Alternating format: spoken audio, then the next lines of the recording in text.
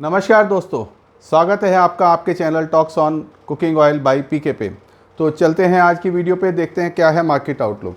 तो जैसा कि आप जानते हैं, पहले हम डिस्कस करेंगे इसके अंदर हमारे ग्लोबल ऑयल प्राइसेस क्या चल रहे हैं, सीआईएफ रेट, फिर स्पॉट प्राइसेस क्या हैं, कंज्यूमर पैक की क्या कॉस्ट आ रही है, इंपोर्ट कॉस्ट क्या पीछे से पड़ेगी सीआईएफ रेट के बेसिस पे, और पीछे 24 आवर्स में न्यू क्या डॉलर डेवलपमेंट्स है। तो ग्लोबल प्राइसेस के अंदर अब आप देखें KLC को 3601 से कल 50-60-70 पॉइंट प्लस होने के बाद ओनली 3 पॉइंट प्लस पे बंद हुई है, और आज भी नियर 14 पॉइंट माइनस चल रही है।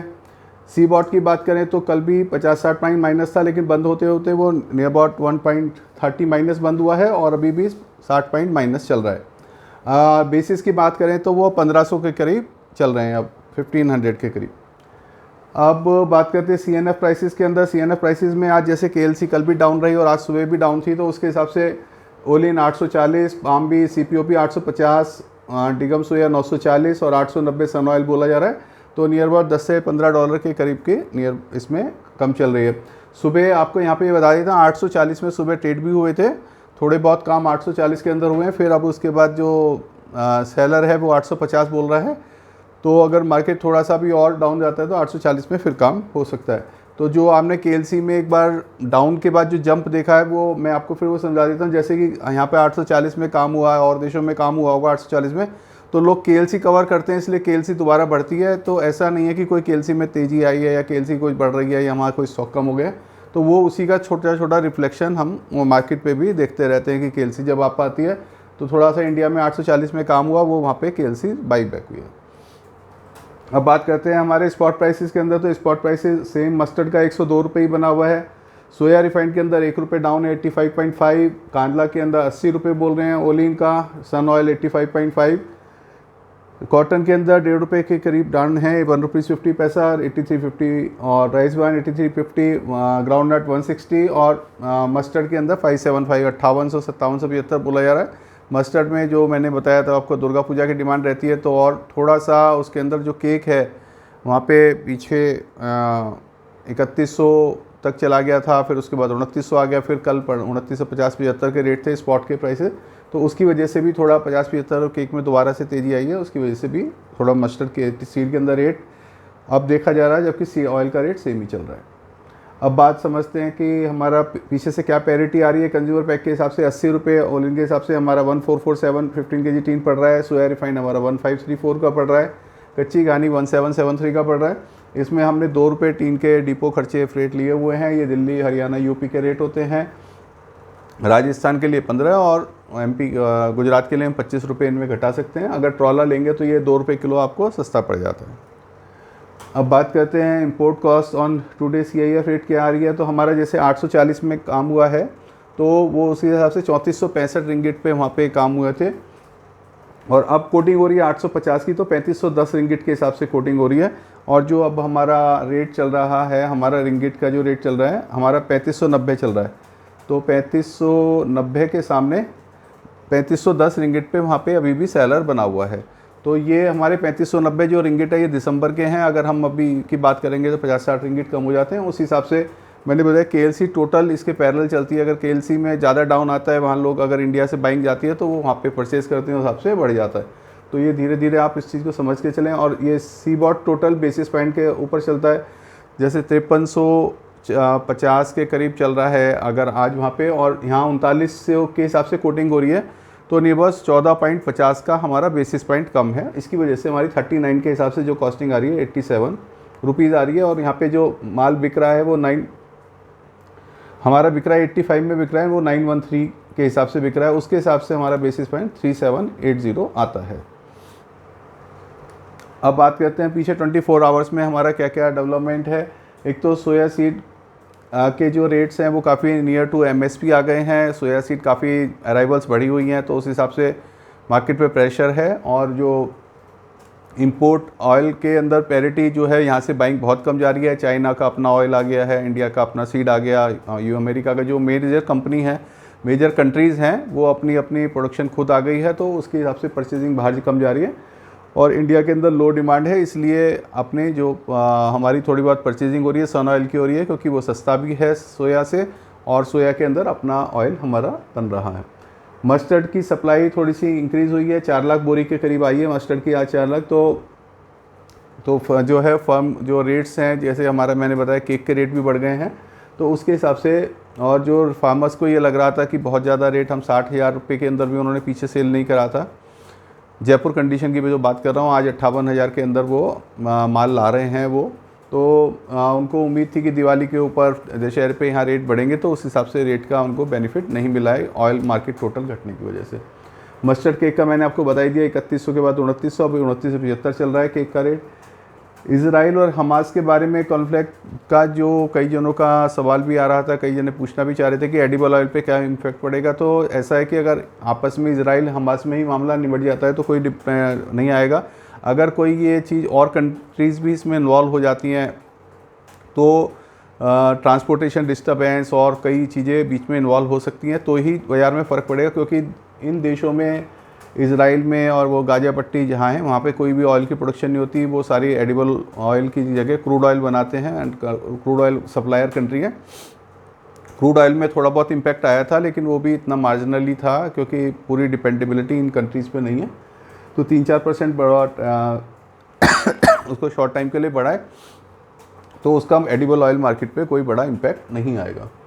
यूएसडी की रिपोर्ट हमारी 12 तारीख को आनी है, तो उसके ऊपर काफ़ी बड़ी डिपेंडेबिलिटी है। उसके अंदर स्टॉक्स की जो बात कर रहे हैं कि लोग कम आएगा, स्टॉक्स का कैरी फॉरवर्ड कम आएगा, तो उसके बाद ही कुछ बाजार तेज़ होगा, तो ये लोगों का मानना है। लेकिन कुछ कंट्रीज़ में स्टॉक्स बढ़े भी हैं। हम जैसे बात करें तो यूक्रेन का भी मैंने डाला, यूक्रेन की ऑयल सीड की प्रोडक्शन 4 साल के अंदर सबसे ज़्यादा हाई आ रही है। सन ऑयल का, उनका और रशिया का, यूक्रेन का रेगुलर प्रेशर बना हुआ है, क्योंकि वो लोग अपना स्टॉक्स बिल्कुल नहीं करना चाह रहे। जितना भी हार्वेस्टिंग हो रही है, या तो सीड की फॉर्म में या ऑयल की फॉर्म में, जितना भी क्रश हो पा रहा है वो माल को बाहर निकाल रहे हैं, क्योंकि वहाँ पे वॉर का और जो मिसाइल्स वगैरह का खतरा बना हुआ है। सोया की न्यू डिमांड इस जो है इसको बारे में मैंने आपको बता दिया कि इंपोर्ट के अंदर लो डिमांड जा रही है हार्वेस्टिंग की वजह से, और सन ऑयल का प्राइस कम होने की वजह से। सोया अराइवल हमारी काफ़ी ज़्यादा इंक्रीज़ हो रही हैं, काफ़ी सारे प्लांट चालू हो गए। अगर हम 7,80,000 बोरी की आज की अराइवल माने, तो उसके हिसाब से नियर अबाउट 7 से 8,000 टन तेल डेली बन रहा है, जो कि मंथली 2,000 टन तेल, 2 लाख टन तेल हो जाता है, जो कि काफ़ी बड़ा तेल है। 24-25 लाख टन इंडिया के हिसाब से, तो मतलब ईयरली 24-25 लाख टन बैठता है। तो उस हिसाब से अगर हमारी इंडिया की डिमांड जो अभी फेस्टिवल की है, और पीछे हमारे पास स्टॉक सन ऑयल के और सोया के पड़े हैं, तो उस हिसाब से हमारे पास ओवर सप्लाई है। इसी वजह से हमें सन के, सोयाबीन के पीछे से डिमांड की रिक्वायरमेंट नहीं लग रही है। एक MPOB का अपना फाइनलाइज डाटा आ गया है, तो उन्होंने अपना 23.14 लाख दिया है, जो हम 24 लाख एक्सपेक्ट कर रहे थे। तो ये थोड़ा सा एक कंसर्न एरिया था कि भाई हमें लग रहा था कि 24 लाख टन के स्टॉक्स रहना चाहिए मलेशिया में, वो 23.14 है। लेकिन जो उनकी सेल्फ की कंजम्पशन है, उन्होंने वो वहाँ पे 24-25 मतलब 2.5 लाख टन की है, जो कि उन्होंने 5 लाख टन दिखाई है इस महीने सितंबर के अंदर। तो वो अगले महीने उनकी कंजम्पशन कम होगी, तो वो उतना ही ज़्यादा कोई इसमें फ़र्क ज़्यादा नहीं पड़ेगा कि अगर 23.14 आई है 24 आती, क्योंकि स्टॉक्स मलेशिया में भी और इंडिया में भी सब जगह बढ़ गए हैं। अब जहाँ तक अब मेरा उसका ओपिनियन का सवाल है, तो इसमें मैं एक मैं डाटा और बनाया था। ये हमारा पाम ऑयल का मंथली प्रोडक्शन का डाटा है। तो हमारी प्रोडक्शन वहाँ पे जो लास्ट ईयर हमारी 17.7 थी, उससे लास्ट ईयर 7.04 थी। तो इस साल हम ये कह सकते हैं कि हर मंथ प्रोडक्शन आप देखेंगे 2023 के अंदर मलेशिया के अंदर प्रोडक्शन बढ़ रही है। तो मलेशिया बढ़ रही है, तो उस हिसाब से हम कह सकते हैं इंडोनेशिया में भी प्रोडक्शन बढ़ रही होगी, क्योंकि इंडोनेशिया का डाटा लेट आता है। तो हमारी जो प्रोडक्शन बढ़ रही है, और उसी हिसाब से हमको स्टॉक्स में भी इंक्रीज़ दिख रहा है। स्टॉक्स में इंक्रीज़ जो है हमारा यहाँ पे अपना मलेशिया में इसलिए थोड़ा ज़्यादा नहीं दिख रहा है, क्योंकि आपको लास्ट ईयर पता है इंडोनेशिया ने सप्लाई बंद कर दी थी, तो टोटल डिपेंडेबिलिटी हमारी मलेशिया पे आ गई थी। तो इसलिए वहाँ पे स्टॉक्स का थोड़ा कंस्ट्रेंट चल रहा था। तो लेकिन अब हमारे स्टॉक्स नियर अबाउट फिर भी उसी लेवल पे आ गए हैं जो लास्ट ईयर हमारे मलेशिया में कंटिन्यू कर रहे थे। अब आज का हमारा ऐसा चलना चाहे चलना पाए, धीरे धीरे नीचे आए। तो कल ये रिपोर्ट में भी मैंने आपको पूरा बताया था कि कल 50-60 पॉइंट हमारे शिकागो भी प्लस आ रहे थे, केएलसी भी प्लस आ रही थी। तो ये जो है अभी 2-4 दिन मार्केट देखिए, अभी हमें जिस हिसाब से मार्केट अवेलेबिलिटी है, तो उस हिसाब से मार्केट एकदम बढ़ता हुआ नज़र नहीं आ रहा है। तो वही है कि जैसे ही कल हमारा सुबह 50-60 पॉइंट जो शिकागो प्लस चल रहा था, शाम को 125 माइनस गया, नियर 200 पॉइंट टोटल ऊपर से नीचे तक आप कहें तो डाउन गया, नियर 4% के करीब मार्केट डाउन गया। ऐसे ही हमारी केएलसी भी काफ़ी ज़्यादा डाउन चली गई है। तो वो इसके अंदर इस चीज़ को आप ऐसे समझिए कि भी किसी के पाँव के अंदर जंजीरें बंधी हुई है, माल बंधा हुआ है, और उससे कहो कि चलिए, वो चलता है, उठता है, थोड़ा सा चलता है, फिर वो वापस वजन के हिसाब से वापस आ जाता है। तो वो ही हमारा जो है माल की अवेलेबिलिटी इतनी ज़्यादा है कि वो माल मार्केट नहीं चल पा रहा है, जबकि जो वायदा बाज़ार है, जो फ्यूचर कॉन्ट्रैक्ट हैं, ऑपरेटर्स है, इसको चलाना चाह रहे हैं।